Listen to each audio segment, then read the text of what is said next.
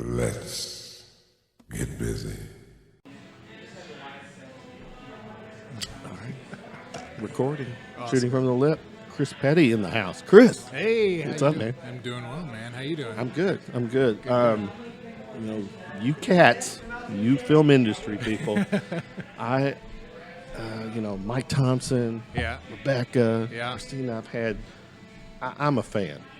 A huge fan. But, I'm kind of late in the game when it comes to you guys. When film, I really didn't know how talented we are locally. Locally, yeah. And not just the talent, but the end result, the product itself. From the Mike Thompsons, Antonio Pantoja. Oh yeah. Good God, that movie, and yeah. So Herschel's on. I mean, we got just a lot of cool people. Yeah. And Tommy Baker too. Yeah. And it's been fun to get to know you guys. Yeah. And because all of y'all have a cool story to tell. Sure. Yeah. And some of you guys, acting is end all be all. It's the passion, and we're going to find out where acting stands with you, and then and just shoot the shit for a while. So sounds good, man.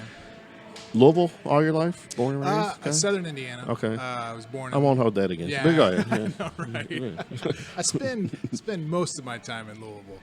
Fair enough. Yeah, there you go. Born in New Albany, grew up there. Went to college up in at Ball State University, Northern Indiana.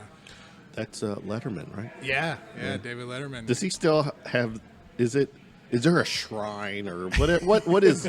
I mean, because he talks about Ball State all the time. Oh in yeah, a lot of and every year that I was there, I was there for 4 years. He always, at some point during the year, would bring his show to Ball State, and they would do stupid competitions and whatnot, and just hang out in the town for a weekend, and it was always a blast. But yeah, everybody knows it's David Letterman's college, and so it was a fun time. It was really Ball State is actually, is it like Evans? Is that, where is that actually? Muncie. Indiana. Oh yeah. Okay. Yeah. So college, where'd you go to school? I mean, college. What was your acting? Theater. Yeah. Really? Okay. So that obviously probably got triggered. When was the acting bug? When did you hit it? First grade. All right. What was the play? What play were you in? No, honestly, because people would always ask me that question. They're like, "When did you get started in theater?" And for a long time, my default was high school, but then I started thinking back to it, and I was like, "No, it was first grade." And it was this one show about King Arthur and his court, and it was like an educational show, where our class is going to perform this for the school type of thing. And I wanted to be King Arthur, but I didn't get cast as King Arthur. I got cast as his jester.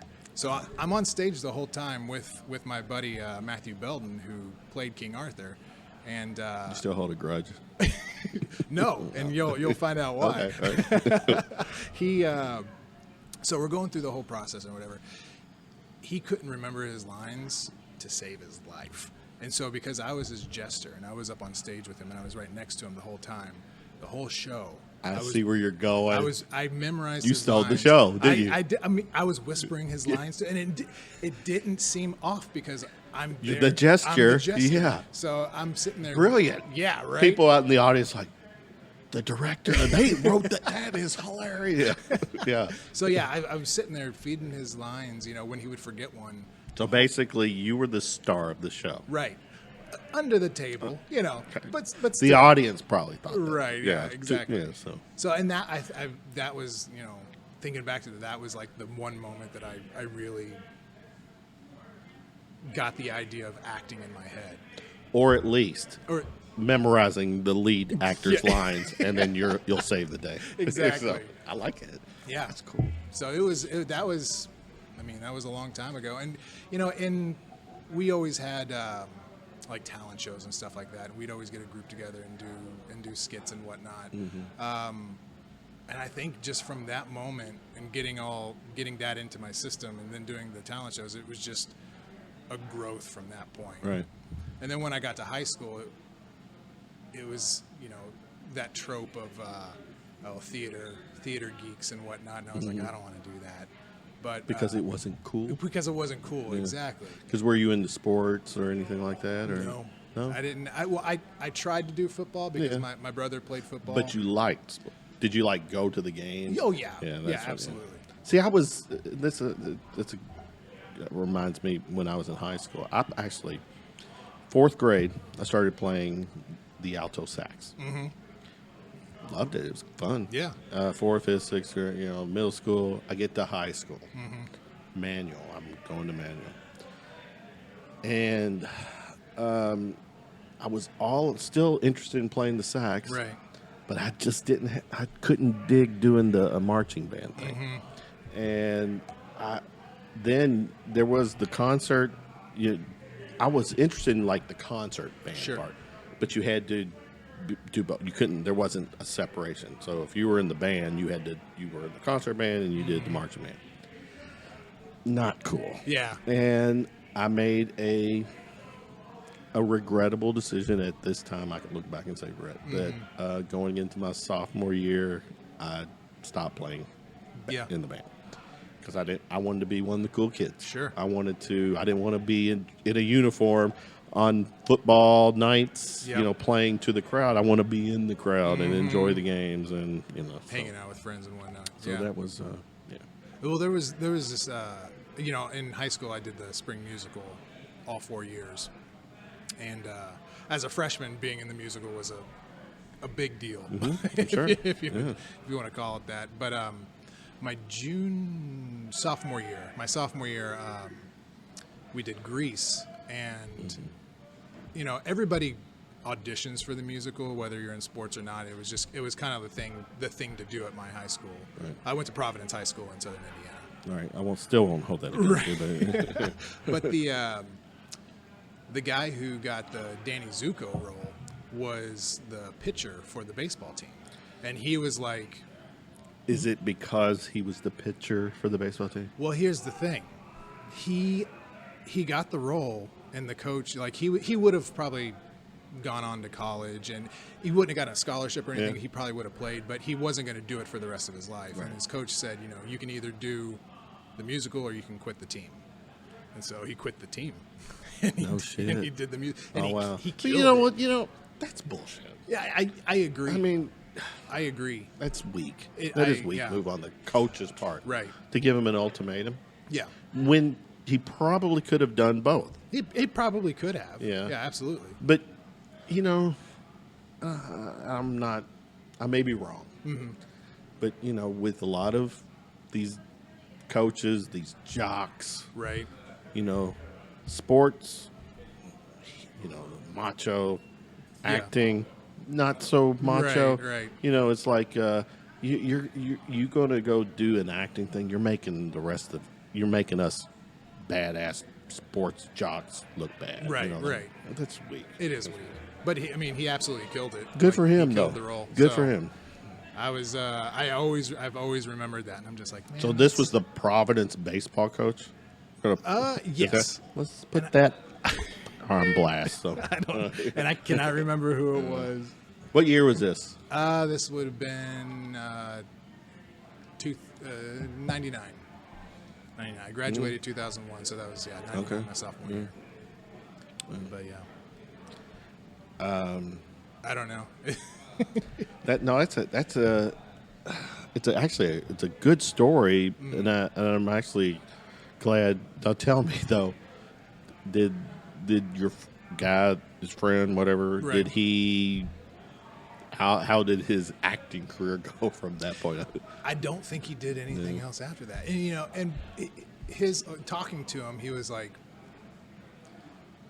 he kind of realized that too. He was like, I'm not going to play baseball professionally. Mm-hmm. I'm probably never going to do another musical after high school. It was his senior year, and he was like, "Oh, I got you." Yeah, he was like, "I'm just going to do it. It's It's kind of my once in a lifetime opportunity to do a musical." Clunk. just walking through. I know. But he was like, it's kind of like my, I'm not going to get this chance again. Probably. I'm not going to be an actor for the rest of my life. So why not take it while I have it? And I was like, good on you. I mean, I was very impressed. My, who was it? My son was Kelsey. Oh, no, definitely. My son was when at Ballard. He was in the chorus, whatever, and they did the madrigals. Are you familiar with that kind of thing? Yeah. Where they get to dress up. Yeah. And but that was, I always thought that was so cool because that was a little shift from just concert, choir, chorus stuff, and then they're incorporating acting. Right. And so yeah, it was totally neat. That's awesome. Totally different though. Yeah, absolutely. Because you didn't have to sing, did you? Right. Well, in the musicals I did. Did you? Oh, I mean, my junior and senior year, we did West Side Story and Fame. No, I'm saying, I know you mentioned Grease. Grease. So, but did you actually sing, is what I'm saying. In Grease? Yeah? No. Okay. I was one of the chorus members, yeah. I was a greaser, as they like to call us, yeah. But no, not in that one. I did not sing. All right, fair enough. All right, so that's high school. Yeah. Ball State. You're still doing the acting in Ball State. So what was that like, that experience like? It was my first auditioning for the school was nerve-wracking. Because like any, once you gather, obviously at the college level, you're amongst, people who are all doing the same thing, trying to take their game to the next level. Yeah. So yeah, absolutely. Yeah. And yet, I went into that audition not knowing what to expect because my high school it didn't really prepare us acting wise for the college level. So I didn't know what to expect. Take me back. Why? What was the? Was it? Help me understand it. It was that Catholic high school mentality of, arts are fun, but it's not a career type thing. And I don't want to. I'm not trying to bash anybody here, but speak freely as far as I'm concerned. Our guidance counselor was our priest at the time, and I went in and he asked me what I wanted to do, like career counseling, and I told him I wanted to be an actor. And he kind of snickered a little bit, and he goes, "Well, what do you really want to do?" And then I was like, "Wow, okay." And I was like, "Well, that's what I want to do." I want to be a priest. Yeah, that's it. That's what you want.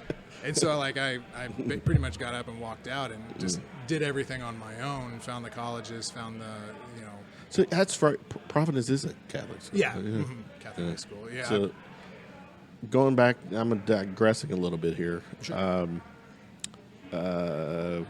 Religion, Catholic religion, was that huge for you? I mean, is that one reason why you were there? Or? Yeah, I grew up Catholic. Okay. I'm Christian now. Like me and my wife, we go to church every Sunday, that type of thing. So, but yeah, I mean, it was a huge part of my life growing up, and Catholicism's not really for me. I like the Christianity side of it more. But yeah, All right. Nothing against it. You're gonna love a few of my rapid fire questions at the end. But anyways, we'll get to that later. All right. So, wow, you're priest. What other? He was your priest, and what else? Guidance counselor. Yeah. And and he wasn't. It wasn't a mean thing. It was just kind of like in that mentality. He really thought. Yeah. That's Like I should have something else on the back end, and I'm one of those people. Like I didn't want to have anything else on the. Is back that end. where you look him dead in the eye and say, "Do you not see Brad Pitt resemblance? Did you not play that card? I did not play that card. I should have. That's awesome. But yeah, I mean, it was just like I figured out at a very young age that that's what I wanted to do for the rest of my life, and I didn't have a first grade. Yeah, first grade. I had no focus besides that, and so that's just kind of what I set my focus on, and So yeah, to have that kind of thrown at me at that time in my life, you know, I was very taken aback, but I didn't waver from it. I was like, that's what I want to do. Is that when? Can be honest. What colorful words were noodling in your head the moment he said that to you? Come on. This is where you purge. Get it, Chris. Get it out. Inhale, exhale. Get it out. You know, Anything you wanted to say to him then, you could say now, my man. I mean, I really, I wanted to look at him and go, "Who the fuck do you think you are?" Yes. Telling me that I need to pick something else because it's not a viable career.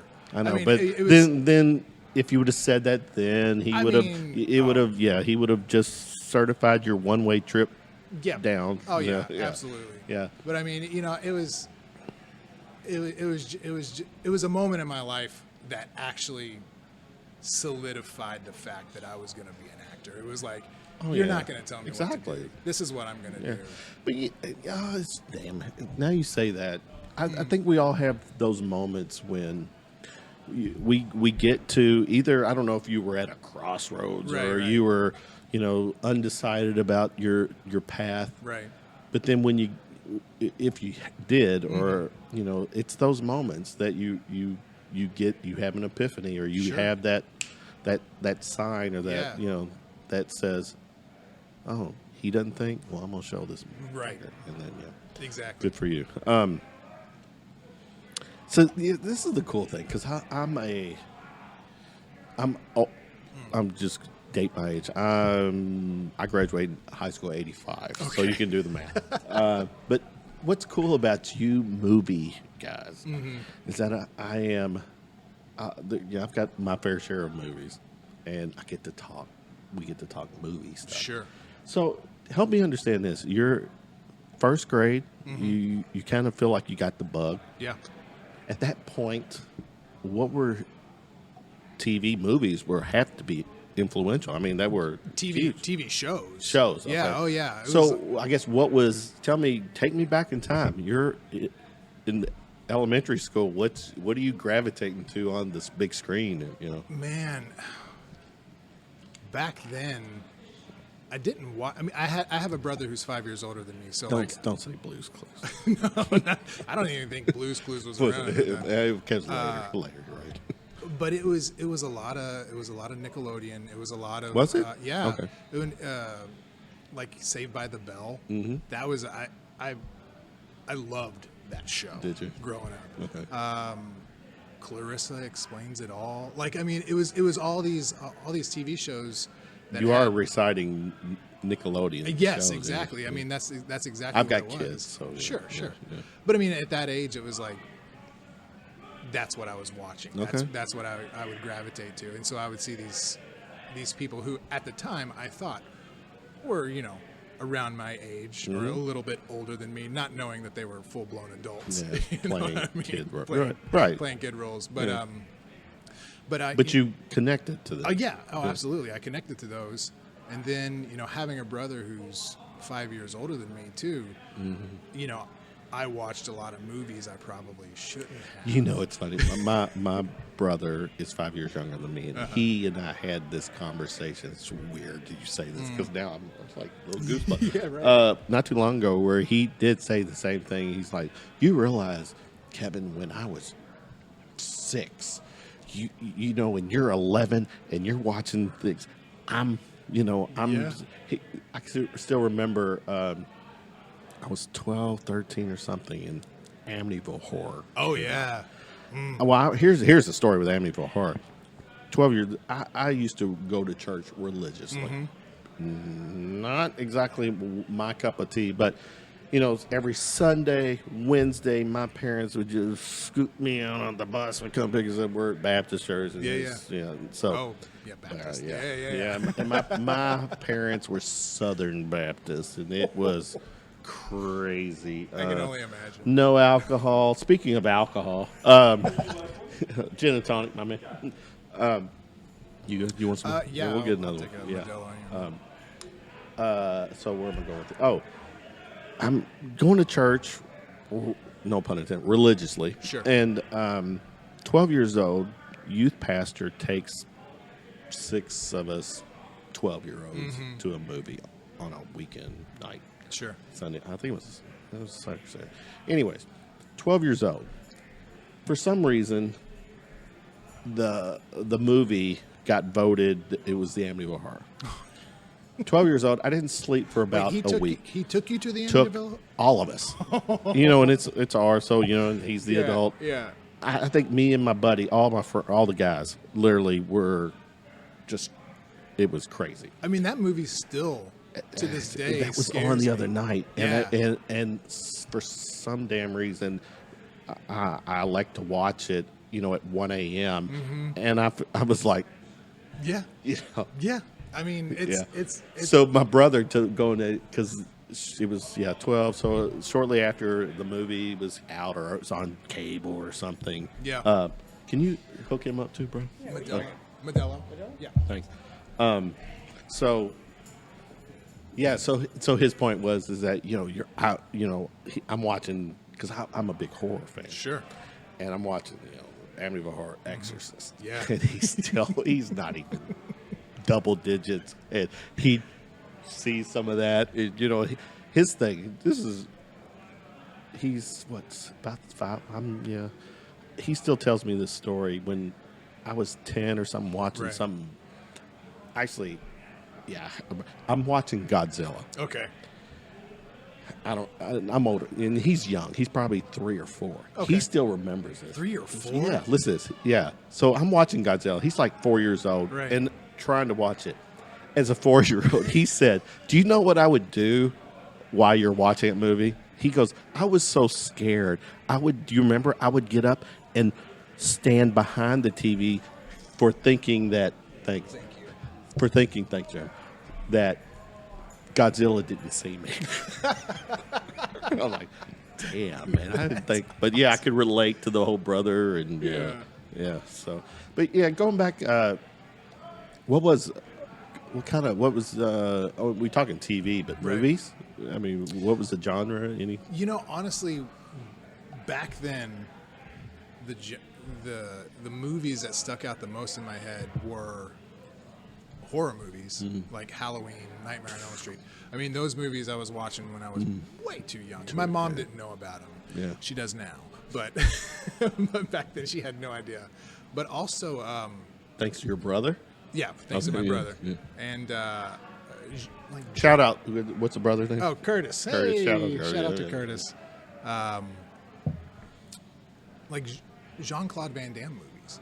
Like I remember watching those things, like Double Impact and Bloodsport. Oh man, I remember watching Bloodsport back in the day, and I was fascinated Really? by those movies. Jean-Claude Van Damme. Damme. And, To the point where you were trying to be like him? I tried to do those splits Really? in Bloodsport.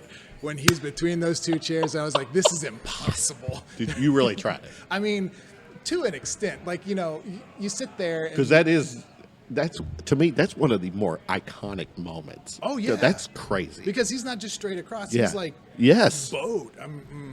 It's impossible. But definitely, like, for some reason, I just remember, all these Jean-Claude Van Damme movies. And Predator, too. Well, do you know the story with him and Predator? Oh, wasn't he supposed to be in it? He was actually the Predator to start. Was he Yes. really? And then he wasn't comfortable wearing this outfit because a lot of it was how they were shooting it. So he bowed out, and then they brought in the 7-footer. Right. But Predator is one of my all-time favorite Oh, movies. yeah. Predator's great. I love Predator. I still to this day annoy people by reciting the whole movie. That's awesome. My youngest, my text, it was on AMC the other night, and she texted me. She goes, "Turn to AMC." And I did. Right. And then from that point on, we're just back and forth. Get to the top. If it bleeds, we can kill it. Just all the lines. We're back and forth, just having a good time. That's with it. awesome. So yeah, go ahead. Yeah, I was just trying to think about the movies that I watched way too early in But life. those were. I mean, it was very. I mean, it was impactful on me as an actor, like seeing those movies at that young of an age. But when you watched them, did you like look at them like, man, I want to do that, or I can do that, or I did like I want to take on the Predator. Yeah, like I want to be the guy. Watching those movies, I wanted to be in action movies. Like that was my thing. It was like I really wanted to do that type of acting, and because Jean-Claude Van Damme, even in those action movies, he still had those, yes, the role with the women, and so of course, win-win. Yeah, right. I mean, even to this day, like I have a friend. His name's Michael Chandler. He's a first AD for. He's probably the most famous person I know. Here in town? No, he lives in California. I mean, he's rarely there. He's always off doing something. Right. But he went to stunt school because when he was starting out as a first AD up in New York, he was doing these shows and they were hiring these stunt professionals to come in and choreograph. And he was like, oh, I can do this. So he just went out to stunt school in Seattle and did it, and actually didn't graduate because he had to leave to go do another project. Mm-hmm. But which is not a bad thing. No, absolutely not. But I talked to him about that extensively, and I was like, man, I still would love to go to stunt school out there and just really? And not even become still like now, like not even. Are you physically up for that? Something like that? Well, no, but. I mean, I would definitely have to like get into much better shape than I am now. But I've looked into like the cost of it and the length of it and everything you would have to do. Like, I mean, is it when you to me? Correct me if I'm wrong. Stunt school sounds like 100% physical. It is. Yeah. I mean, that's what it is. It's like one day you're doing stair falls, the next day you're being thrown out of a 5-story window into a bag. You have to do a full body burn, like to graduate, so for 30 seconds. There's an option for stunt driving where you have to learn how to drive a stick shift and pull the e-brake and do all these things. It was. I don't know. Can you drive a stick shift? Oh, I can. Just checking. Absolutely. Same. There's just something very fascinating about stunts and stunt professionals and what they do, what they put their bodies through to make these movies so much more believable, and that's an area of acting that I've always had a fascination with. I'm glad you brought that up, because with today's movies, how CGI just dominates. I mean, is the stunt man still relevant like it was back in the day? Is it? Yeah, absolutely. Still? Yeah, okay. Absolutely. I mean, I haven't worked on a ton of films that have stunt people in it, but the ones that I have worked on, there are a couple of stunt people, per my friend Michael Chandler, in this area that always work. It's just like they're known as the stunt professional. When you say in this area, what's that mean? What do you mean? Like the Ohio, Indiana, Kentucky. Well, Illinois, I see where you're going with that. I guess you but could say. Here's what I'm getting at is that, lower budget, clearly. Oh, yeah. Big budget. Right. Is Dwayne Johnson, I know I've seen his stunt double. Yeah. I've seen all that. Which is but scary. But how much is his stunt double doing for him? I mean, is it to I guess, I don't know, maybe I'm selling everything short. Is it how much? Because CGI, everything is just, I'm not I don't know, Marvel comics and stuff. Right. I just don't get into them. Sure. I think, Robert Downey Jr. is the Iron Man.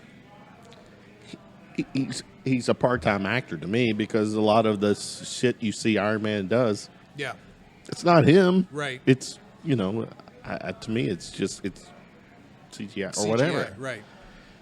So I guess, that's where I'm going, is that, how much right now with today's movie, I guess every movie is. It depends on all the movies. Yeah, like, I did I guess, man, that was 2 years ago now. Extremely Wicked, Shockingly Evil, and Vile, the Zac Efron Ted Bundy movie. You did that? You were that? Oh yeah. I didn't know that. Oh yeah, and the stunts go into this. Oh yeah. Are you shitting me? No, not at all, man. This is a whole story. Too. Please bring it. That's why we're here, man. So I guess I'll start at the beginning. Please. So I auditioned for it. It was about a 3-month process auditioning for this film. How did this all come about? Because you're local, Right? And that's a national. Yeah. thing. Oh yeah. So go ahead. The casting director for it Was this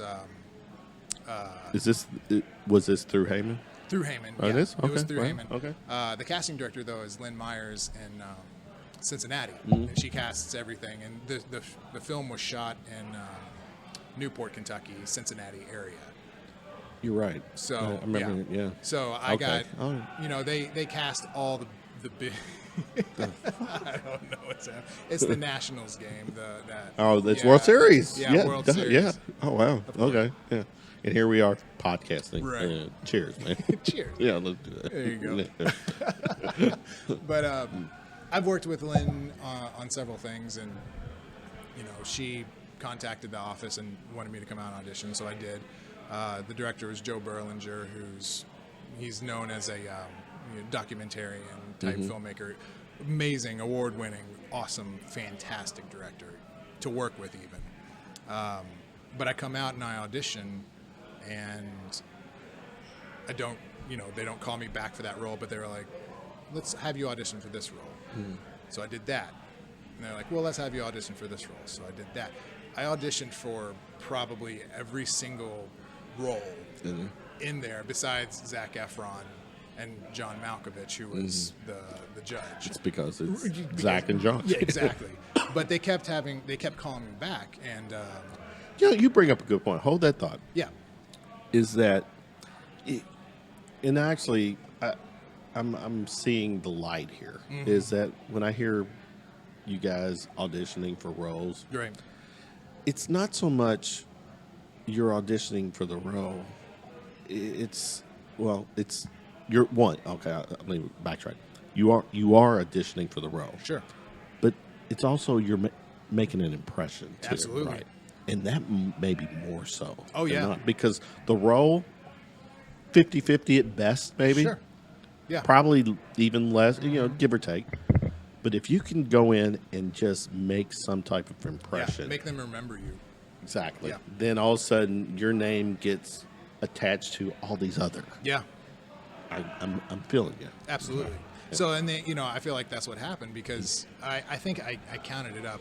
I auditioned for about 10 different roles, and With this movie. with this film, and they kept being cast by these huge actors, and I'm like, all right, I get it. So I was auditioning for these roles. They weren't knowing if they were going to get these actors. If they didn't, I could have had a chance at it, but they kept getting these actors. So damn their budget.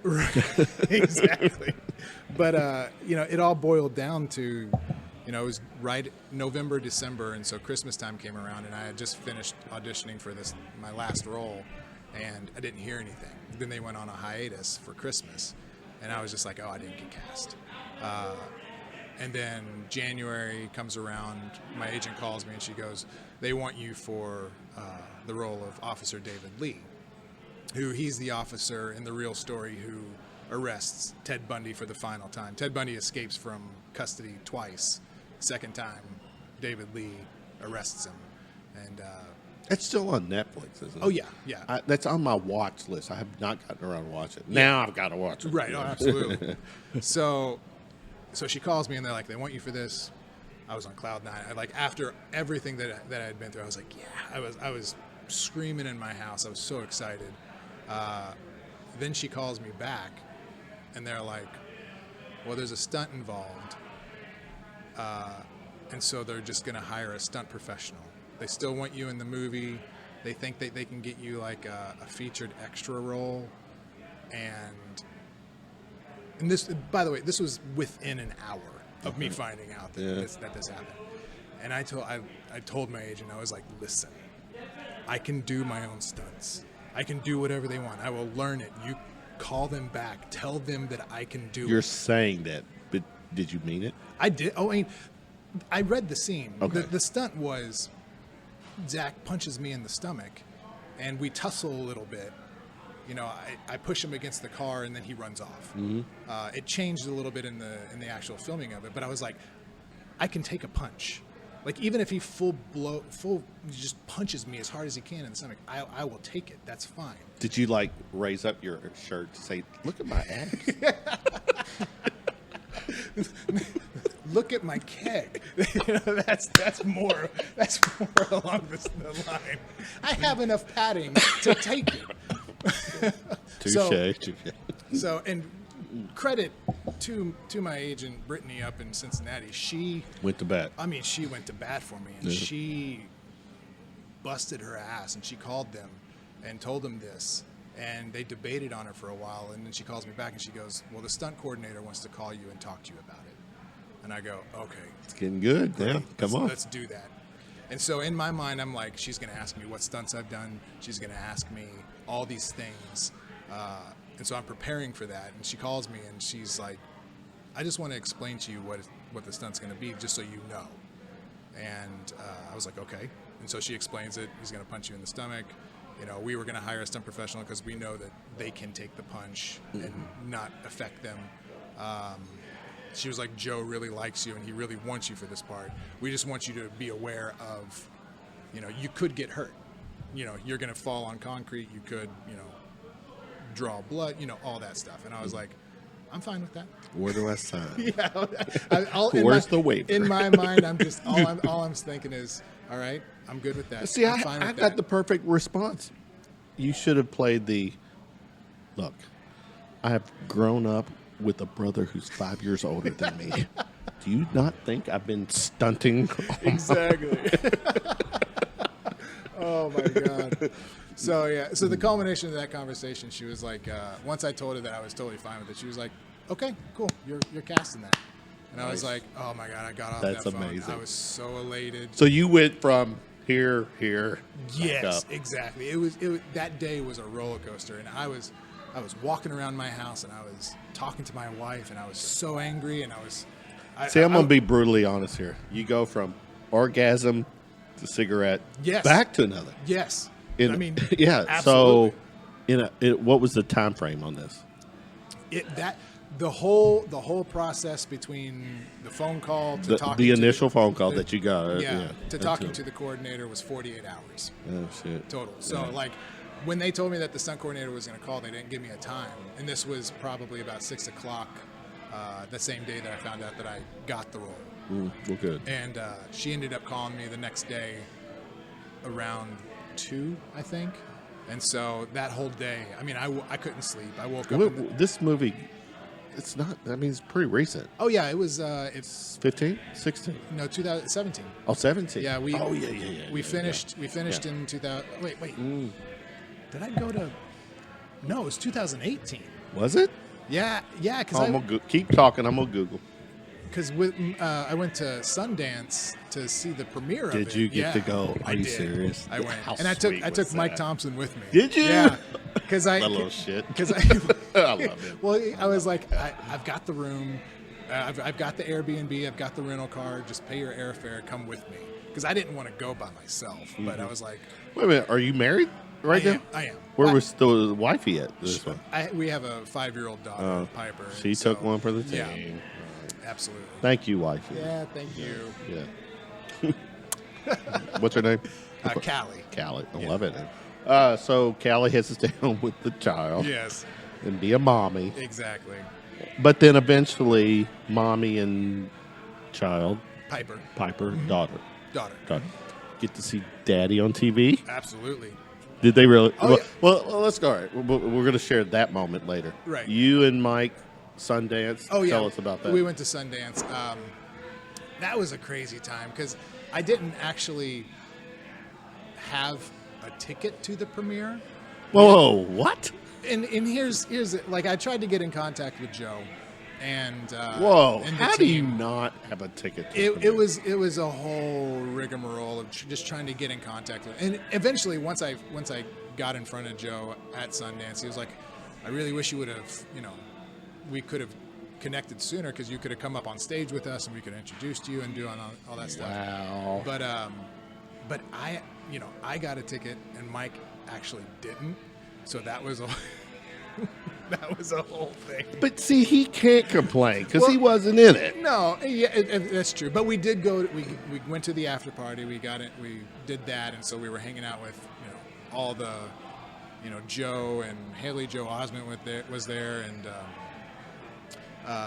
Wait a minute. James Zac Hetfield. Efron, right? Yeah, Zac Efron. I'm literally on his Wikipedia. I'm looking at his. Here you go. Check it out. Ooh, hello. Movies. What? Oh shit! There it is. Yeah. There you go. So yeah, that's it. That's the name of the movie. Extremely Wicked. I Shocking actually did Evil. not know that was the name. Yeah. Yeah. Okay.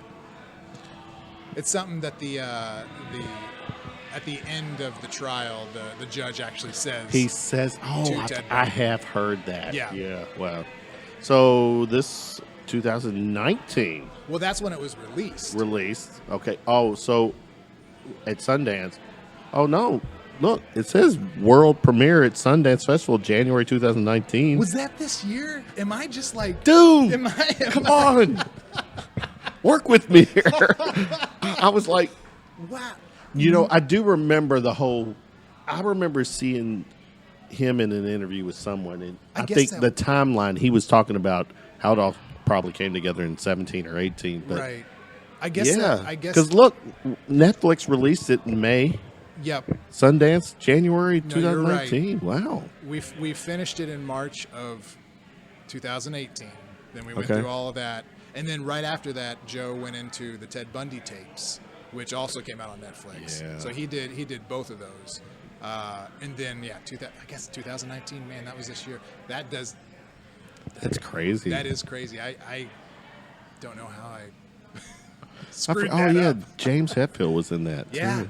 And that's because Joe directed all of the Metallica docuseries, the documentaries. Oh, really? Yeah. So he's best friends with James. Yeah. And when we were filming it, they played in Louisville.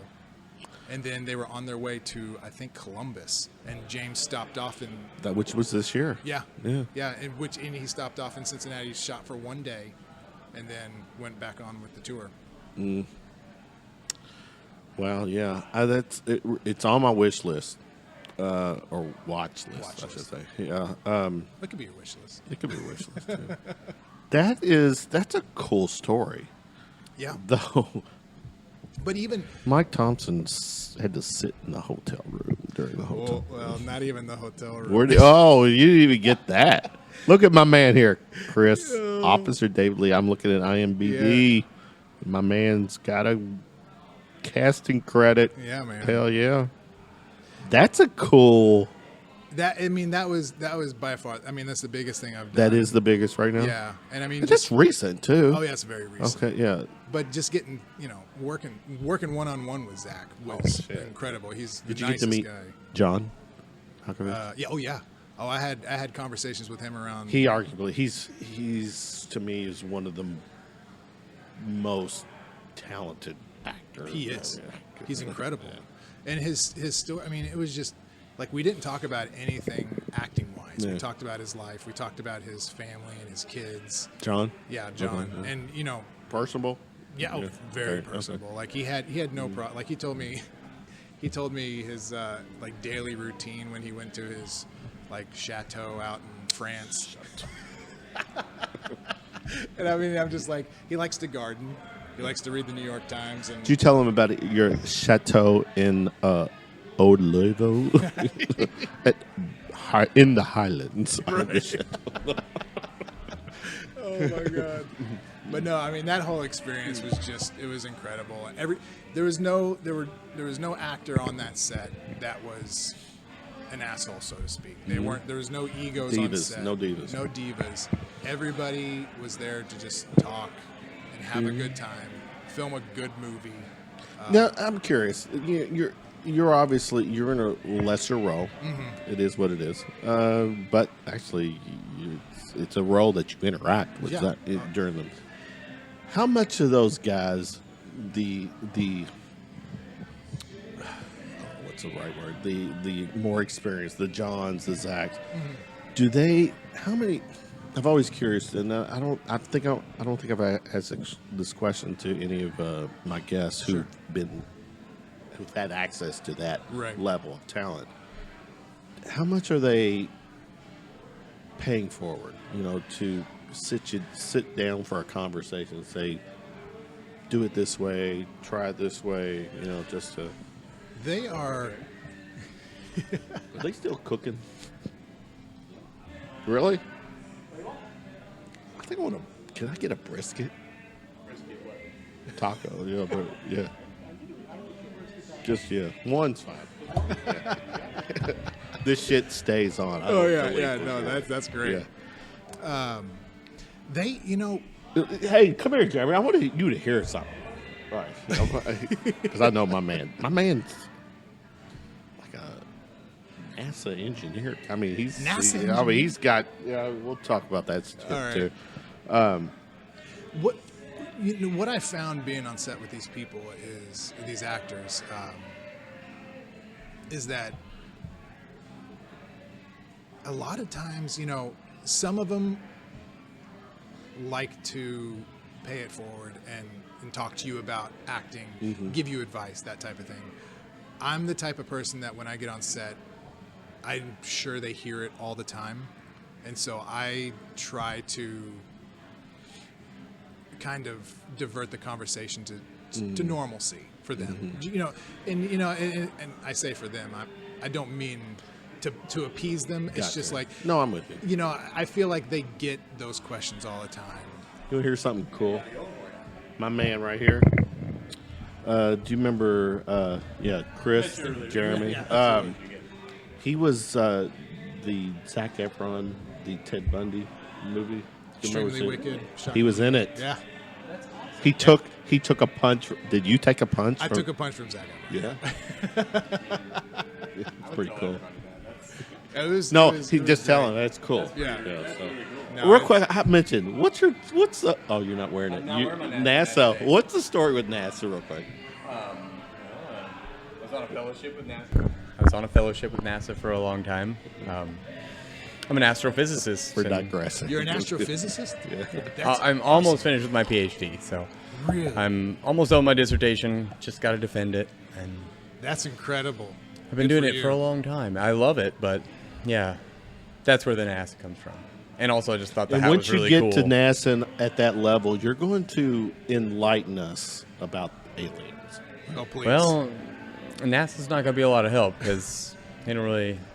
We're always looking for them. Right. But we'll talk. If they, I if do a they UFO are on podcast Earth, NASA too. knows nothing about them. That's bullshit. They know. They've already brainwashed you. Maybe Stop, different Jeremy. government. Stop, Jeremy. Listen, peer-reviewed journals. There's no way. You know how many people work at NASA? There's not any way they could all keep their mouth shut. Jesus Christ. You're just They couldn't. playing along. They all are Part of gossipers. the system. Oh, Already. No, I've met all of them. They can't keep their mouth shut about All of them? anything. All of them? That's what they do. They literally talk about everything they ever see. All right. And do. I'll get you another gin, though. Yeah, please. I got you, man. This is my home. Baxter's, real quick, a shout out. My man Jeremy. Baxter's 942 is my home where I do my podcasting. This is where, if you're going to do my podcast, you got to come to Baxter's. Yeah. On a Tuesday night, Chris drinking his, what are you drinking? That one time there was that Wednesday. It was also That was pretty that fun. one Wednesday you threw a loop. I know, but, we had a giant event. You did have it. It was up here. It was, Yeah. And you wouldn't have fit very yeah, well. I did. And then I did my podcast on a Wednesday night And when you there was a loved bunch of kids here. You I did loved like it. it. Yeah, Because everyone was curious, like, what are you doing? You know, and then they, so It was it fun. all works out. Absolutely. But Well, I'll go grab you another drink. And, Yeah, please. And your brisket taco. Anytime. He knows where it's Yeah, going. So thank you. all All right, cool. So, yeah, that's the benefit of a podcast on location. Yeah, I mean, for you, I'm guessing as of right now, that's the pinnacle. Yeah. Yeah, absolutely. That's, What's next for you?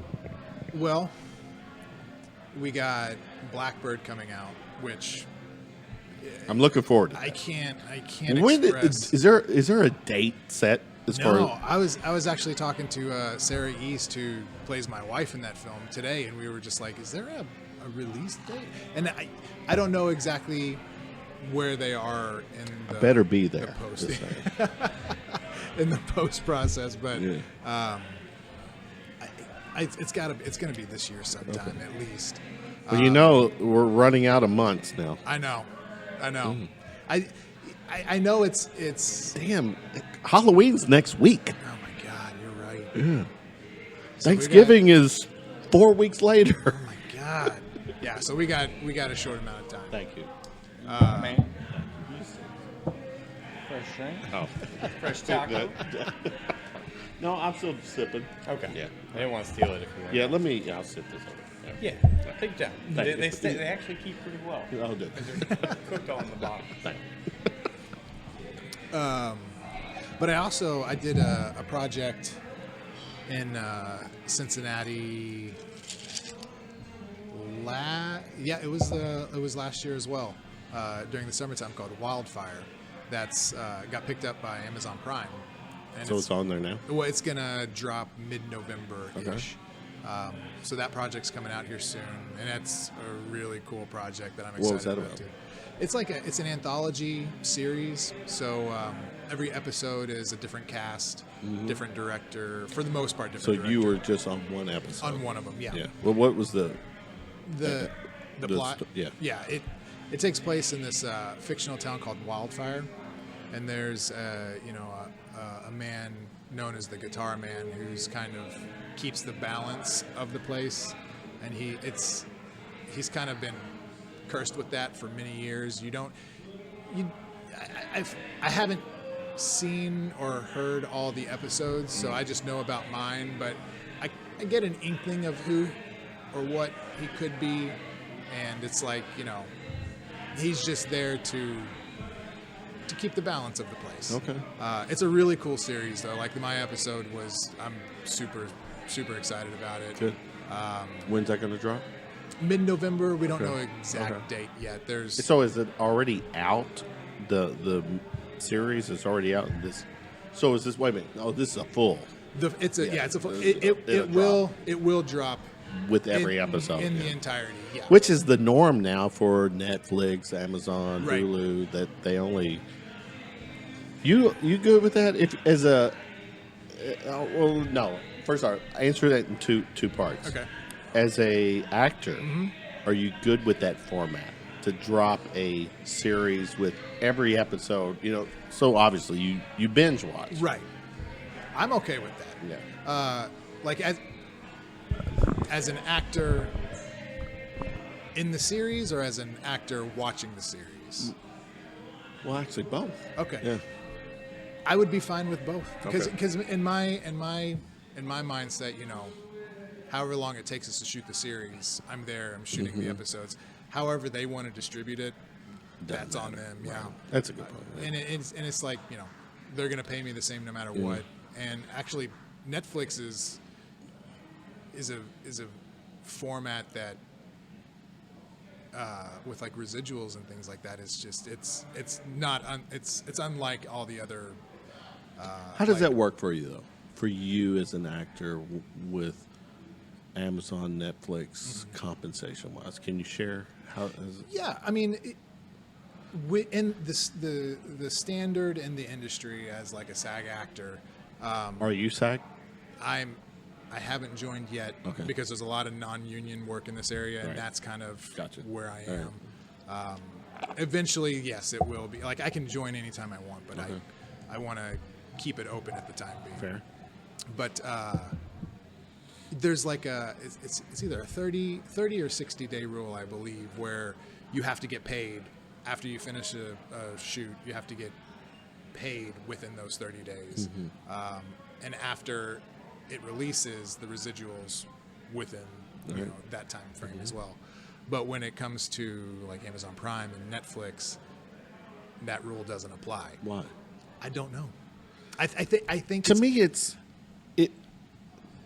Why wouldn't it apply? Because you're constantly adding viewers, and I'll tell you what I think it is. It's because the SAG rules have been around since the iteration. Are they outdated? Yeah, they're outdated. Clearly And So a bunch of old men have not got hip to what correct streaming. Yes, is. streaming sites are so new that they're still trying to Jesus figure out Christ. how to do it, and it's in space. Like I just got my residual check for Extremely Wicked 2 weeks ago.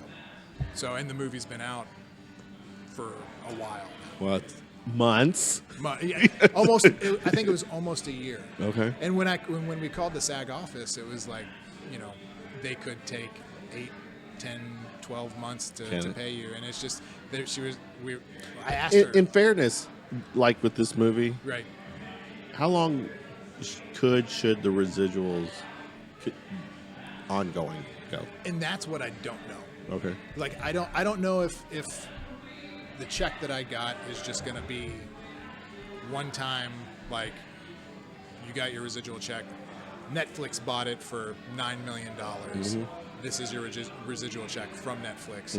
Or if I'll get a check later on down the road, because like with TV series and whatnot, it goes into syndication. You'll get residual checks from that type of stuff. Every time they show it, a rerun, whatever, you'll get a check from that.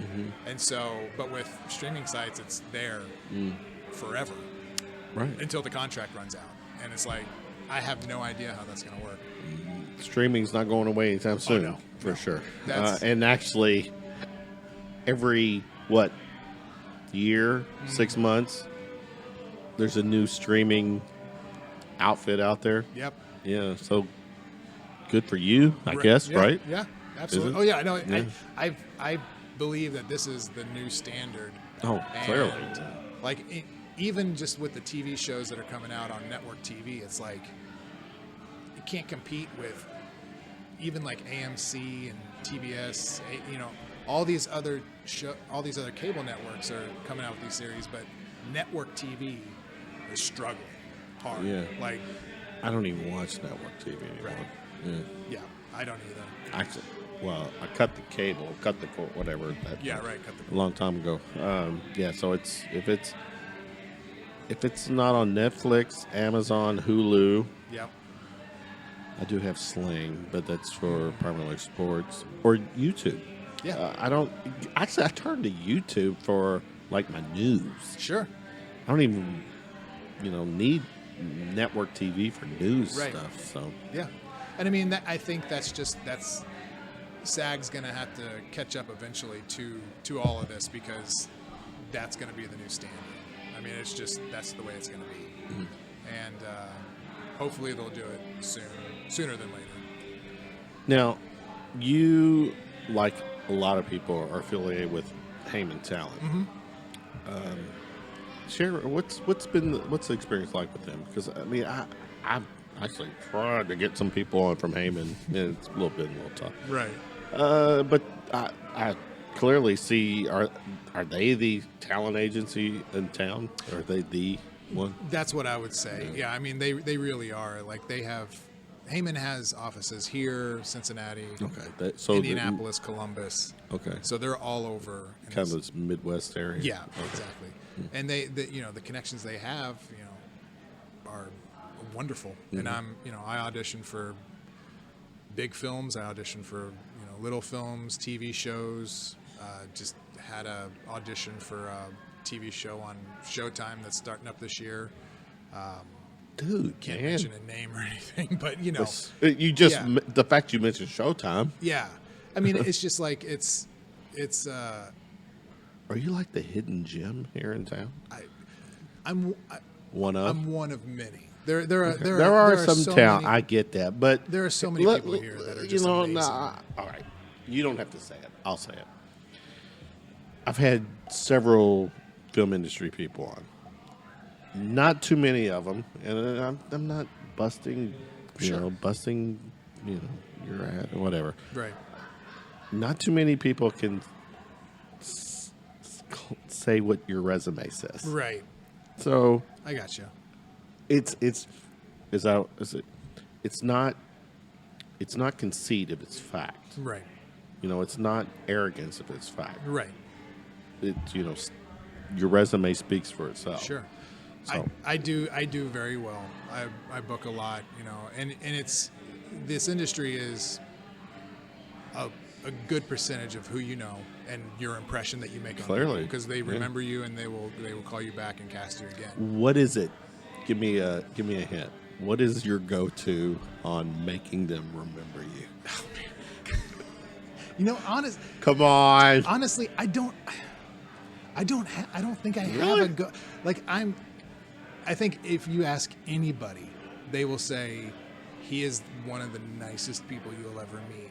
And I feel, and I take that and I give it. I'm just like, that's how I am. I want to be perceived as easy to work with, nice, personable, hardworking, professional. I'm feeling it. You know, all of those things and you know, I don't have like a go-to remember. I mean, back in the day, man, back in the early day when I didn't have many credits, I had a chicken impression on my resume that Really? got called out several times Really? in audition rooms. That's hilarious. And I mean, I would Chicken impression. I would sit Wait a there. minute. No, let's stop. Hold the press. Stop the press. Chicken, come on. Talk to me. What was that about? It's just like, you tell me you didn't dress up as No, the Colonel no, on KFC, no. one of those stupid commercials. My God. And the No. latest one, was it Rudy? Oh, my yeah, Jesus yep. Christ. As my wife puts it, I had an uncanny ability to do barnyard impressions. You're not off the hook. Give me one. Come on. One. Maybe two. I mean, all right. Come on. Come on. I'll do. You know what? If you need to shoot that, I'll get you another one. No, it's all good. I'll do. Man, now you're putting me on the spot. I'll do the chicken impression, and I mean, there's a lot. You know, there's a lot to that as well, visually, course. standing up, and the bucking of the head. But That's not a chicken. That's a rooster. But, The all right. cock of the walk. All right, let's go on ahead and get this out there. Okay.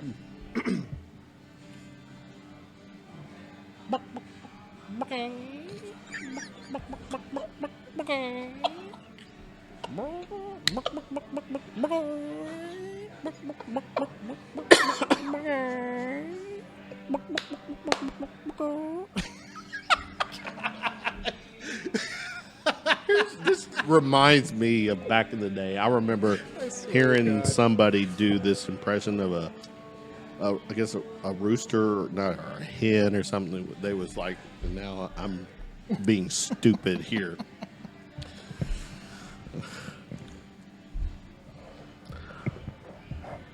Look what I did. Look what I did.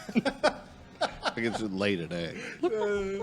That's awesome. Wow, Chris. But listen, you know, and I will say that was probably one of the things that made people remember me, because they would see that. I put that on my resume. That was under special skills, and they would see that, and they were like, special skills. Yeah. And they're like, all right, we've got to see this. Not special skills short bus wise, but Right, special skills. exactly.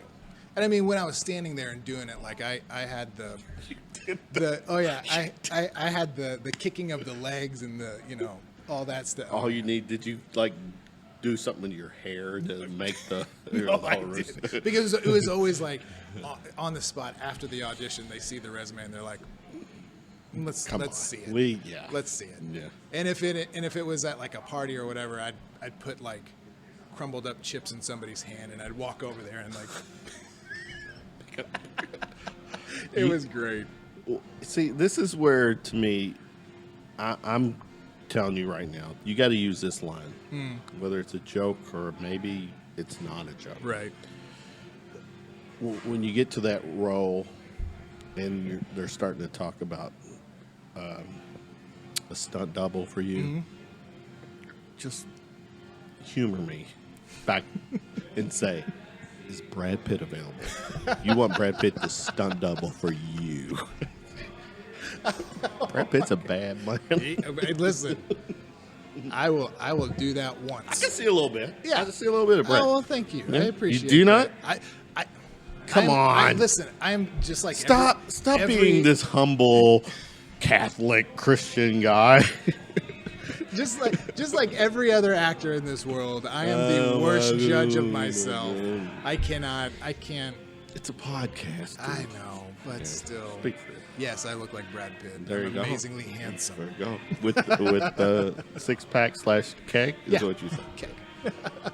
Pony keg. We'll do that. What's on your bucket list?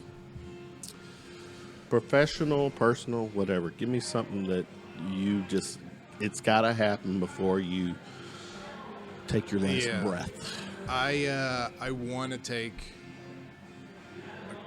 a country trip, like cross-country trip to Ireland. Like, That would be amazing. go into Ireland, start here. And Why Ireland? it's kind of my part of my heritage. Is it? Okay. You know, it's I'm Scot Irish among German, Czechoslovakian. Like we have a lot of different heritage in our family. But I always felt that Irish, Scottish lineage, and I want to go to Ireland. I want to get in a rental car and drive from town to town, staying at little bed and breakfasts, going into the local pubs, talking to people, and just With the wifey? Yeah, or wife. is the wifey going to have to stay home and you're going to take No. Mike with you? You and Mike in Ireland. It's just me and Mike in Ireland. No, I would definitely want to take my wife. Actually, take them both. Oh yeah, 100%. Just take them both. It'd be yeah. fun. Oh yeah, 100% want to take my daughter. Like, Well, see, here's the thing. I think bucket list. Don't you want to do NASCAR like your the other petties, Kyle and Richard. Right. Do you want to sing like Tom? Right. Who else are we gonna Lori Petty's in there, but she's an actor. She's so, an actor. Yeah. So I'm already there. So you are there. I'm no tank girl, but No. That was cool. Ireland. I like that. acting wise, like I want to be a part of a choreographed shootout, like car chase, shootout, jumping through sugar glass windows, doing like falling off of roofs. It's that stunt guy thing. Okay. But you don't want to be a stunt guy. You want to be. I want to be an actor who does my own stunts. You wanna- that's okay. that's what I am. Like That's Jackie Chan, though, right? Right. Yeah. Or Tom Cruise, or Tom does his own stunts. he Oh, does. does he really? Did you see that on the most recent Mission Impossible? He was jumping from one roof to the other. At this age? Yes. And Tom actually, he gets some kind of a bad rap with the Scientology Sure. thing. He is he's a fucking machine. he is, and he's an and incredible he's a actor. Louisville guy too. Absolutely. Props to him. But when he jumped from this platform to the roof, he had to grab onto the ledge, and he broke his ankle. And they I do actually, remember hearing yeah, that. and they so used that's that okay. in Right. the they actually used really, in the trailer, really. and they showed the full scene. You don't see the full scene on the trailer, but when they showed the actual full scene, he climbed up, and even though his ankle was broken, he still played it out. And he walked as best as he could. But you could, Sense, you see, or whatever. You could tell his ankle. You know that shattered. the shootout thing. One of my all-time favorite movies. Here, this is what we get to talk. We're going to digress a little bit. Sure. We're going to talk some of, because I'm hosting this podcast. I get to share some of my favorite stuff, Yeah, and I want to absolutely. get your opinion on some of those. Yeah. You mentioned like the shootout and all this stuff. One of my all-time favorite movies was on the other day. I got to watch it. I've got the DVD, but it's not like watching it when it's on TV. Right. Heat. Oh yeah. You know, Michael Mann. Yeah, Michael Mann. Yeah. De Niro, Yes. Pacino. That was the first time those two cats played opposite each other in a movie. Yep. That movie in '95 still to me carries so much weight. It's Right. it's one of my favorite movies. Pacino, De Niro, Kilmer, Ashley Judd, Yep. Hank Azaria. Is it? Yeah, he's Azaria? in Yeah. there. Shit. I mean, just it was that movie is amazing. It's a Yeah. great shoot. And actually, did that movie happen? But there was that infamous shootout in California where two guys in full body armor went in to rob a bank, and with all these and yeah, if you remember this in Yeah, California, and they I came do. out and just started going to town on Yep. everyone. People died, and they wanted to go. Yep. We mentioned Predator. That's one of my all-time favorite. Of movies. course, yeah. I can recite. Terminator. Oh yeah. I gravitate. I'm an Arnold guy. Yeah. So many. Terminator. Who else? Wow, you show up. the one of the owners. Oh, okay, I Yeah. Aliens. Oh yeah. Oh my god. Aliens, What, the second one. So- well, Alien Right. without the S. Right. 78, 79. Yeah, yeah. And then Aliens with the S. Yeah. 86. Yeah. That's the one, Sigourney, but it also, what's the guy? Bill Paxton. Paxton. Yeah, He was Bill Paxton. great. And great. also, throwback to Terminator, Kyle Reese. I can Michael Biehn. Michael Biehn. Biehn. Yeah. He was in Aliens and Aliens. Terminator. Yep. Great. And then he was in and he's one of my favorite 80s actors. Oh, 'cause yeah. He was in both of those. Yep. Tombstone. Yep. Yeah. Just Aliens is probably my favorite. one of my favorites. I mean, it's just with. I mean that the whole. Are you, hear me out. Yeah. Are you, because let me preface this. Sure. I do 3 podcasts. One of my other podcasts is a UFO podcast. Okay. Which I totally enjoy. And you know what? I'm going on record. In our lifetime, people, we are going to get confirmation that they absolutely. fucking exist. I agree. So I do a podcast with 2 guys that they had a UFO show on the History Channel for 2 years. Okay. And we're going back and revisiting all their episodes. Okay. But what's so cool is that with all of the, if you're following UFO stuff, Sure. and the Navy recently admitted to all these Yep. videos that unidentified, we can't identify, and then you had Bob Lazar, the Air Force guy that was in those videos at the Navy on Rogan, Right. telling their stories. We're going to get confirmation. Yeah. In absolutely. our lifetime. Well, even Great Britain declassified all of those files, and it's Mm-hmm. just like you can go and look at.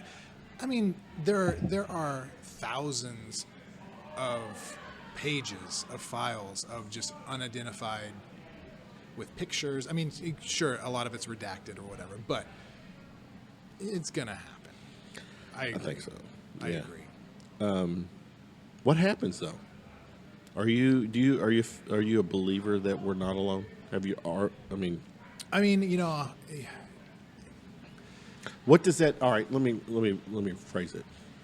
Whether you're a believer or not, Right. If it does come out that we're not alone, Mm-hmm. that this is truly a life form or something from outside of this world. Sure. Because if you listen to Bob Lazar tell his story, and this was in '89, Right.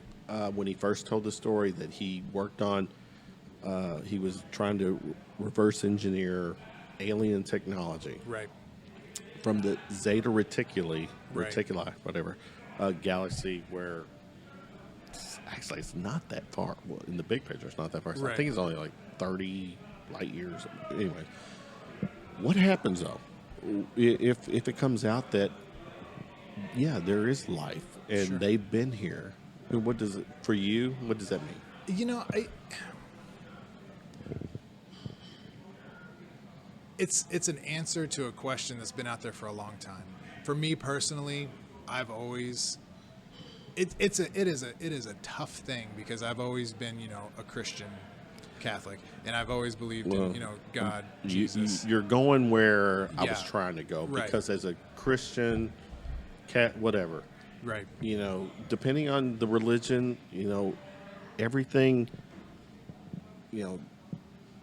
Here's my take on it, and if I get backlash from people, that's fine. But this is what I believe. If we get to that point, when we get to that point, my thought is that God created everything, created the universe, created all these things. So I don't think we're the end all be all of His creation. I think there's other things out there that we just haven't discovered yet. And I will hold true to my Christian beliefs, but I also feel like if we do find an alien species, race, amoeba, whatever it is, God meant to put it there. So you're saying that if there's alien life, and they've been here, and they're those 3-foot grays Sure. or whatever. Yeah. Do you think your God is over them? Is responsible for them? Yes. It's an interesting take. And and it's this. But because you are truly saying your God is end all be all of the whole galaxy. He was before time was time. That is. Stay tuned for my other questions down the road. Good stuff. And this is just nobody's ever really asked me these questions Because you've before. not been on this fucking Right, podcast. exactly. But it's just like I have faith, and faith is believing to the nth degree. I'm with you. Exactly what it is, but I also believe in having an open mind. I believe. Are you religious? Yeah, Really? yeah. I mean, I go to church every Sunday. Do you? Yeah, absolutely. I'm not so. Okay. And I respect you, and I can Yeah. sense you. I you're respect good with you me. too. Yeah. Absolutely. I would love to be. I really would. Sure. I would love to jump on the God religion bandwagon. Yeah. There's just, to me, as a podcaster, at the end of the day, religion is my go-to topic. You're right. It's because one, I respect it. Sure. I respect both sides. It's because I don't know. Yeah. And I admit I don't know. I would love to. I'm a facts guy. I'm a Sure. science guy.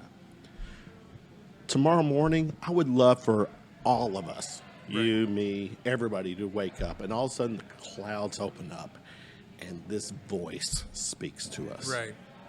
Everything's going to be okay. I'm watching out for you. Going to make things better. Sure. I would. I mean, Jesus Christ, I would fall on my knees, cry. I would, Yeah. hug everybody. I mean, yes, there is something there looking out for us. Right. Problem is that there's just so much shit going on that I lose faith in them. Well, it's not faith. I struggle with that. I get it. do. No, I totally get it. And but at the same time too, I respect you, people who believe, and but I struggle with that. But And I think it's a product of me growing up in the Catholic faith. When I went over into the Christianity side of it, that's when I started really getting things from it. but on the Christianity side, you really can't drink as much as you can on the Catholic side. Well, I mean, I do. I do. But it's like, I don't know. I have such a strong faith, but I also have such a strong faith in science. Do you? And science. Really? Oh, absolutely. And and there are examples of that in the Bible, and talking about how the Earth is round, and talking about the stars, and talking about other like there are examples. How deep are you with the Bible? I mean, you proficient enough in it? To quote things?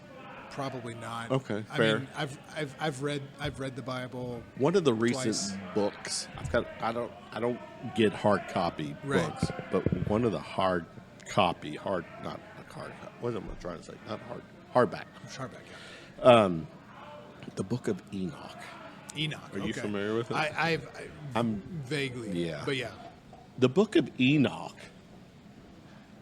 references a lot of things that sound like alien. Yeah. See, here's the thing. The Bible, if I look at it from a perspective that angels, the ark was really shit. The Jonah was, an underwater. In the whale. Yeah. Yeah. It was not a whale. It was more of a. Submersible machine. Exactly. I buy into the Bible even more when I Sure. look at it from a. You remember the ancient astronaut theory? Yeah. Oh, absolutely. I buy into that. Yeah. I think they were here back in the day. They helped build the pyramids and all this. Sure. But all right, we're going crazy. We're going so far up down. So, but that's what a podcast is. Absolutely. I respect everybody. I respect everybody's opinions and ideas. And I have friends who are agnostic and who are hard into Christianity and hard into the faith. And it's just like I like these conversations because it's getting with the both right sides. people. They're Yeah. so healthy, Yeah. so good. Because Absolutely. and that's one reason why I do a podcast. I felt like for years I'm a guy that knows this much about a lot of things. Right. And how do I know more? I get people on to Yeah. shoot the shit with me. Yeah. And that's how I learn. Absolutely. So what do I get out of this? Brad Pitt would be his. That's the one thing I've gotten out of this, which is badass because it's Brad Pitt. Oh my God. All right, winding down. Yeah. This is my little rapid fire. Oh, I call round of shots. It'd be good. That's fine. I'm always terrible at these. First concert you attended? Oh man. Backstreet Boys. No, New Kids on the Block. Are you serious? Okay, same little. Oh God. I thought you were going to give me like, No. I don't know, career, something, No. Nirvana or something. But My mom, really? my sister, and all of her friends were going to the concert. My mom had nobody to watch me, so she bought me a ticket, and I went. You went, and it was good. New wasn't it? Kids on the Block. It was good. Oh yeah. Yeah. I have real quick. My first concert, I took my oldest two daughters. They were, but I don't know what year was this? 97? No, 2000. Yeah. So they were 8 and 6, and I 100% loved this concert. Okay. Hanson. I was a bop guy. That's awesome. My girls loved it. I loved it, and I dug their Oh movie. yeah, that's awesome. Superpower. If you had one, what would it be? Invisibility. That's a cool one. Yeah. If you were stuck in an elevator with a celebrity, don't say Brad Pitt. Somebody else. But who would it be? Right off the top of my head, Al Pacino. That's a good one. Yeah. Man, that guy. I love that guy so much. Him and though I love De Niro, Yeah. but I have a hard time with all the movies lately he's doing. It's like he's Yeah. just I don't know. I don't know what's the word for it. It's just Right. he's just doing movies like him. I'm a Bruce Willis guy too. Yeah. And some of the movies he's doing too. It's like Death with all these. Yep. I don't get it, but I Oh, guess I don't know, probably money. But Side note. Go. Last year, he filmed 3 films in Cincinnati, back to back to back. And Bruce? Bruce Willis, Okay. and I auditioned for all of them. okay. I didn't get cast in one of them, and I really wanted to get cast. well, from my understanding, he and his brother kind of runs the ship with his movies. Oh yeah. Yeah, All his right. brother. I'm going to say David. I know this because I'm a fan of. I'm a Bruce Willis fan. So, Sure. Well, so am I. Yeah. Mr. Glass. Remember Yep. Unbreakable? Oh yeah. You look at all his movies. You see his. Mr. Glass. I think it was M. Night. Yeah. But I think his production company's still tied to all these. So. All right. Pet peeve. Give me something that just freaking annoys you. Besides the stupid questions I'm asking tonight. Man, chewing with your mouth open. That's bad. Dude, and not even just chewing with your mouth open, just making weird noises with your mouth. I can't. Just chew some gum, drink some water, do something. I don't know. That is the end all be all of my.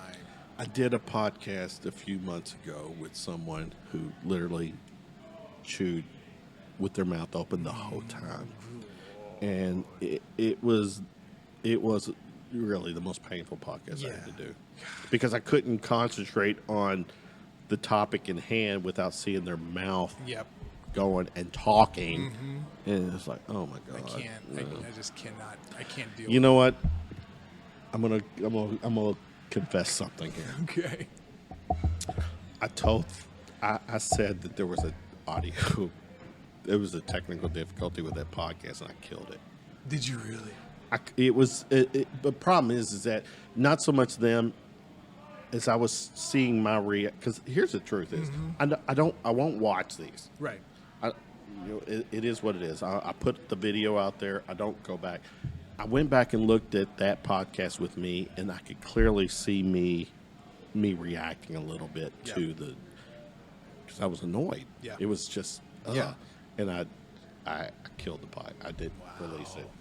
So, Wow. all right, Well, there's passing that. up. You a pizza fan? I am a pizza fan. What's the perfect crisp pizza topping? Just one? No, any. Oh, Just okay. build your.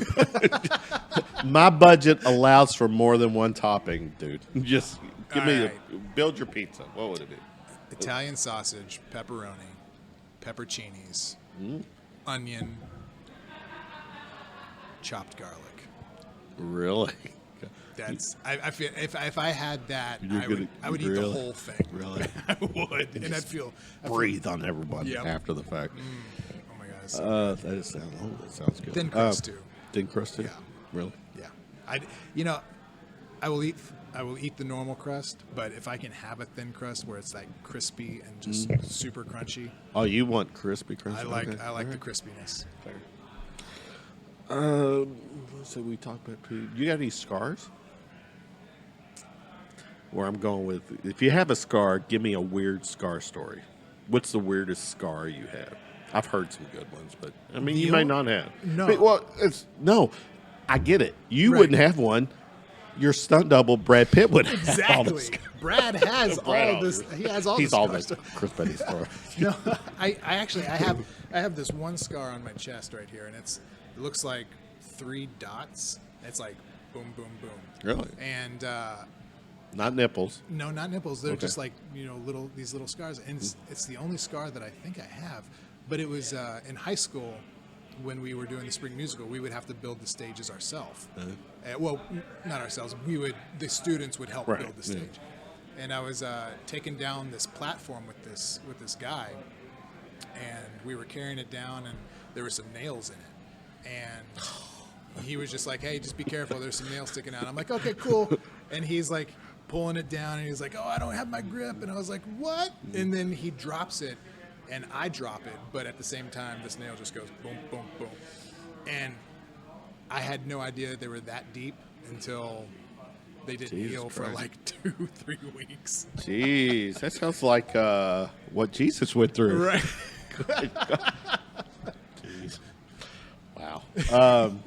Sorry I went there. No, it's all good, man. All right. If you had access to a time machine and can go anywhere in the past to observe, you're not changing the past or future, you're just hanging out, witnessing this moment in the past, where would you go? The 20s. Because Prohibition, flappers, gambling, that time, that era. So everything illegal. What the hell's wrong with you? I don't man? know, man. I don't know. But man, that if I could just go back and just be a fly on the wall of a speakeasy or just sit there and watch these people do I mean, even the gangsters back then, like, nobody tried to hide anything. Nobody tried to hide anything. It was like they were just driving around the city. See, back like, then, those were called gangsters. yeah. That was it. Not gangsters. Yeah, right. Exactly. They were legitimate gangsters. Right. And I mean, it's just that time period. It's just so fascinating to me. I don't know. The undergroundness of it all. You know, I'm digressing here a little bit. You know, looking back at that time frame, you know, I reference the UFO podcast I do. One of the topics that we recently did was like alien technology. Mm-hmm. And think about, I don't know, just work with me here. Right. You know, from say pre-1900 or at the start of the 1900s, Sure. when flight, you know, airplanes were starting. Think about the technology boom that we've had since probably 1940s until now. Yeah. Versus every freaking year before. Yeah. I mean, it progressed so much faster. What do you think? Why do you think? I'm gonna get you to say it. E.T. baby. Man, Those UFOs just falling out of the air, man. I'm telling you, you're trying so hard. Do I think they had a hand in some of the technology we have? Yes. Okay. That's what I'll say. I'll sleep better. And everybody judge me the way you want to judge me. I don't care. No. But it's like. But you know what? If God is the, the order of the universe, then that was His plan. Yeah, exactly, and that's what I always fall back on. And I respect that. It's like I said, it's that faith element. Like, could God be E.T.? No, I don't think. God is everything. All right, I'm with you. Yeah, But he's taller not- than. He doesn't look like. He's taller than. He doesn't look. He doesn't look like the little thing that was on that through the Reese's Pieces or that. Yeah. Yeah. Or the Butterfinger. No, But he yeah. laid his finger on my yeah. Butterfinger. All right. Let's see where we at. That was time for. All right. These last three, Okay. and we kind of touched on some of these, so just hear me out. To me, these three questions are the most important questions ever. Okay. First two, yes or no, because we've kind of already touched on these, All but right. just here for the record. Is there a God? Yes. Are we alone in the universe? No. And three, this one, feel free to answer it however you want. All right. What happens when we die? Man, that is a loaded question. I'm not throwing softballs Oh, here, bro. I know. I think there is an afterlife. I fully believe in energies, and do I think when I die, am I going to go to a heaven of some sort? Yes. Forever. Forever. Time is irrelevant when you get to that plane. Time is irrelevant, but is the routine irrelevant? As Where am I in- going? Yeah. Listen, say I'm with you. I'm rooting for this, that there is a heaven. Right. That all good people, good souls, go to heaven. Yeah. Live, as they say, eternally Yeah. in Him. So is the routine the same? So if I'm assuming if you go to heaven, it's because in some part of your life you've done a good thing, you're a good person. That's just who you are. So do you go to heaven at that point? I'm kind of being a little facetious Right. here. So you're going to heaven, bringing your good baggage with you, Right. good routine. But is that the same routine from till infinity?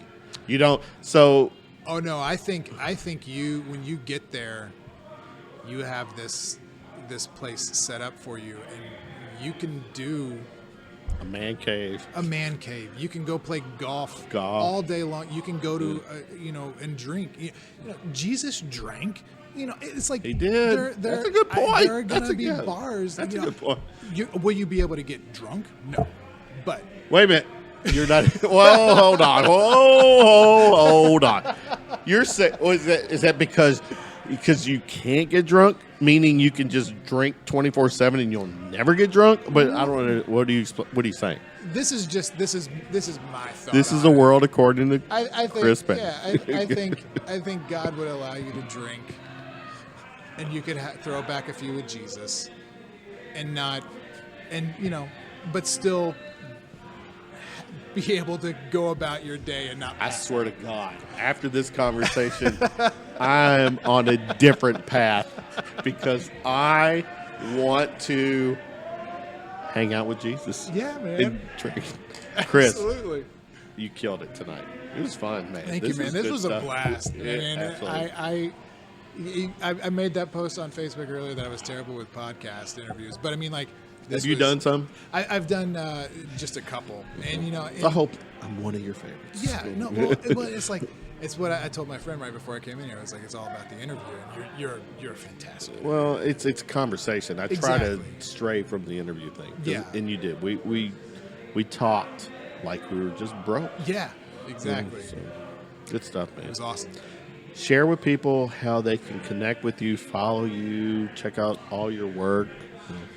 Yeah, go to friend me on Facebook, or Instagram is probably the best way. I don't do Twitter. That is just one thing that I cannot get into.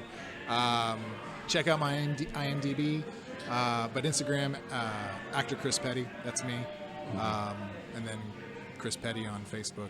Those are probably the two best ways to get in contact with me. Yeah. And give a shout out to his stunt double, Brad Pitt. Yeah, Brad Pitt, Give thank Brad you some love. for everything. Chris, thank you for love hanging you. out with us. Good stuff. Thank you so much, man. Love. It was a blast.